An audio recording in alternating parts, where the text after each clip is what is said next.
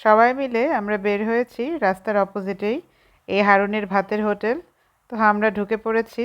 হারুনের ভাতের হোটেলে গিয়ে খেলাম 4 রকমের ভর্তা, আর এখানে ছিল গরুর মাংস, তারপর হচ্ছে মোরগ পোলাও, তারপর খুব মজার একটা ডাল রান্না ছিল, ডালটা ভীষণ ভালো লেগেছিল। আর ভাত যে যার পছন্দ মতো খেয়েছি আমরা। সবসময় তো আসলে ফাস্ট ফুড চাইনিজ এগুলোই খাওয়া হয়। তো আমরা ওই দিন খুব মজা করেই আমরা সবাই মিলে গিয়েছিলাম যে ভাত খাবো বলে। তো যাই হোক, খাবারগুলো কিন্তু বেশ মজা লেগেছিল।